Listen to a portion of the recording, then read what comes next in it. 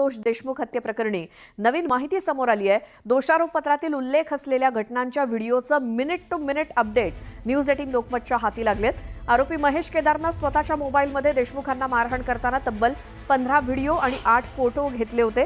हे सगळे 15 व्हिडिओ आणि 8 फोटो दोषारोपपत्रात जोडण्यात आलेत आणि त्याबद्दलची माहिती आता समोर आली आहे।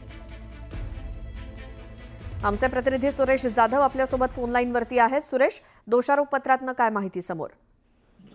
संतोष देशमुख यांच्या हत्ये प्रकरणामध्ये ज्यावेळेस अपहरण करण्यात आलं होतं, ते अपहरण केल्यानंतर मारहाणीला या सर्व आरोपींनी कधी सुरुवात केली याचा जो व्हिडिओ आहे, तो पहिला व्हिडिओ महेश केदार याच्या मोबाईलमधला जो आहे तो 3:46 आहे आणि तिथपासून जवळपास 15 व्हिडिओ बनवले गेले आणि सगळ्यात शेवटचा जो काही व्हिडिओ आहे तो सगळ्यात शेवटचा व्हिडिओ हा 5:53 सगळ्यात शेवटचा व्हिडिओ आहे।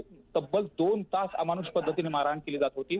ज्या पद्धतीने मारहाण करत असताना कशा पद्धतीने मारहाण केली हे 15 व्हिडिओच्या माध्यमातून समोर आले आहे। मारहाण करणारे कोण कोण आरोपी होते हे देखील त्या व्हिडिओमध्ये दिसते आणि त्याचं सर्व जे काही वर्णन आहे त्या रिपोर्टमध्ये दिलेलं आहे आणि जो रिपोर्ट त्या महेश केदारच्या मोबाईलमधले जे व्हिडिओ आहेत त्याचबरोबर जे 8 फोटो आहेत त्याचं वर्णन देखील सविस्तर पद्धतीने करण्यात आलेलं आहे। आपण सर्व जे काही 15 व्हिडिओ आहेत त्याचं वर्णन आता दाखवणं शक्य होणार नाही, मात्र त्यात काही जे महत्त्वाचे व्हिडिओ आहेत त्या व्हिडिओमध्ये कशा पद्धतीने मारहाण केली आहे आणि मारहाण केल्यानंतर कोण मारहाण करतंय हे देखील दाखवलेलं आहे। कुठल्या शस्त्राने मारहाण केली जाते हे देखील त्याच्यामध्ये दाखवलंय आणि संतोष देशमुख यांना मारहाण करत असताना ते निश्चित पडल्यानंतर देखील कशा पद्धतीने मारहाण केली जात होती, केस कशा पद्धतीने ओढले जात होते, हे सर्व जे काही डिस्क्रिप्शन आहे व्हिडिओचं डिस्क्रिप्शन, व्हिडिओ तर आपल्याला न्यूज 18 लोकमतला दाखवता येणार नाहीत आणि ते न्यायालयीन प्रक्रियेमध्ये आहेत, मात्र ज्या व्हिडिओ मध्ये हे सगळं काही कैद झालेलं आहे त्या व्हिडिओचं डिस्क्रिप्शन हे रिपोर्टमध्ये समोर आलं आहे आणि ते अत्यंत महत्त्वाचं आहे। आरोपींना फाशीच्या शिक्षेपर्यंत किंवा आरोपींना कठोर शिक्षेपर्यंत घेऊन जाण्यासाठी हे व्हिडिओ अत्यंत महत्त्वाचे आहेत, ज्यामध्ये मिनिट टू मिनिट अपडेट दिली गेली आणि तब्बल 2 तास कशा पद्धतीने मारलं जात होतं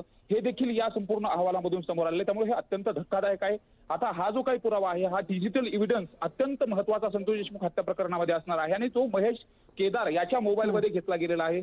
याची एमबी सुद्धा किती आहे एवढंच नाही तर किती सेकंदाचे व्हिडिओ आहेत हे देखील आता न्यूज 18 लोकमतच्या माध्यमातून सर्व आपल्याला प्रेक्षकाला दाखवता येणार आहे।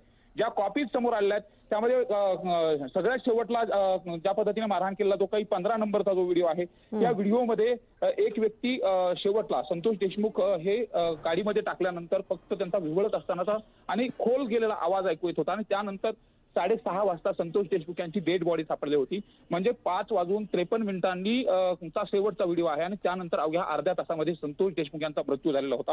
म्हणजे हे जे काही धक्कादायक व्हिडिओ आहेत हे महेश केदार याच्या मोबाईलमधून समोर आलेले आहेत आणि हे महत्त्वाचे पुरावे असणार आहेत। बिलकुल, धन्यवाद सुरेश या सगळ्या माहितीसाठी।